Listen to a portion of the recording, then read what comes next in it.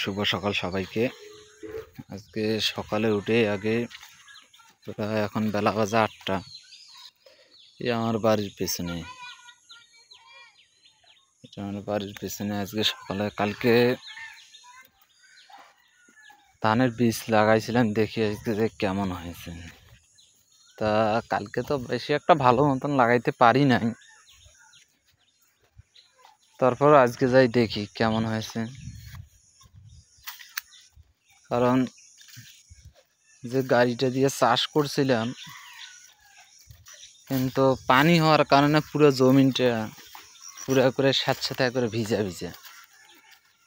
2 দিন প্রায় রোদ হইল, দেখেন পুরো জমিনটা একবারে ভিজা হয়ে আছে। এখনো মনে করেন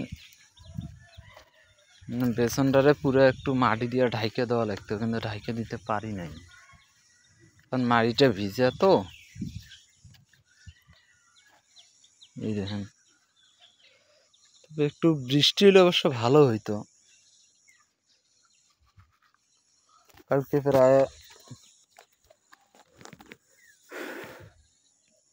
এই দেখেন ধানের বীজ পুরো বাইরে আছে, বৃষ্টি হলে এটা আর কি মাটির নিচে চলে যাইতো। কৃষি কাজ করা যে কি যে একটা কষ্টকর, মানে এর থেকে মনে আছে আমি ওই নির্মাণের কাজ করি, এইটাই অনেক ভালো। যারা কৃষি কাজ করে, কিন্তু এখন মনে করেন জমিন আছে, এখন কৃষি কাজ না করলেও পারি না। আপনার মনে করেন যাদের জমিন আছে তারাই বুঝবে যে এটা একটা এমন জিনিস যে আপনি করলেও না করলেও আপনার সমস্যা, করলেও সমস্যা। সময় মতন মানুষ পাওয়া যায় না কাজের জন্য। আর আমরা তো ঢাকায় থাকি, আমাদের কাজের অতটা একটা ভালো হয় না। তারপরে কালকে একটু তাড়াতাড়ি এই ধানের ইয়াটা লাগাইলাম। মানে যারা বাইরে কাজ করে তাদের জন্য এই কৃষিকাজ না। প্রায় এই জমিতে এবার ভুট্টা লাগাইছি আমি। প্রায় এখানে 20% মতন জমি হবে। এই দিক দিয়ে নেট দেওয়া ছিল, নেটটা আমি সেদিন খুলে গাড়িটা ডুবাইছি। প্রায় 20% মতন জমি হবে। তো এই জমিতে আমার প্রায় ভুট্টা হয়েছে মাত্র 5 মন হইতে 6 মন। তো মনে করেন আমার খরচ হয়েছে 10,000, ভুট্টা হয়েছে 5,000 টাকা। হইল নি? এখন মনে করেন আপনি নিজে যদি কোনো কাজে যদি পরিশ্রম দিতে না পারেন, তাহলে আপনার সেই কাজ করা কখনোই উচিত না। এখন কী করবো, এখন আমাদের বাড়ির জায়গা জমি আছে, এখন না করলেও পারি না। এখন পড়ে থাকলে তো মনে করেন যে কেমন একটা দেখায়। কিন্তু কালকে আবার এইখানে হলুদ লাগাইছি, এই জমিটা ভিজে থাকার কারণে হলুদটাও বেশি ভালো মতন হয় না। এই যে এই হলুদ লাগাইছি। আর জমির পাশে কিন্তু এই বাঁশঝাড় থাকলে আর হয় না, মানে এই বাঁশের ছায়াটা আসি, মনে করেন যে জমিটার ওই সাইডটার দিক দিয়ে কোনো চাষে হয় না। এই দিক দিয়ে আবার ঘাস লাগাইছি আমার খামারের জন্য। এখনো খামার চালু করতে পারি নাই, মানে টাকা পয়সা শর্ট, প্রায় 5-6 লাখ টাকা লাগে একটা খামার চালু করতে গেলে। তাহলে সকালে উঠি আগে সর্বপ্রথম আমি সবসময় আগে জমিনের দিকেই যাই। এখানে যে ঘাস লাগাইছি, গরু নাই এখন, তা ঘাসগুলো ওই যে শ্বাস দিয়ে বিক্রি করে দেবো কিছুদিন পর। তো সবাই ভালো থাকবেন।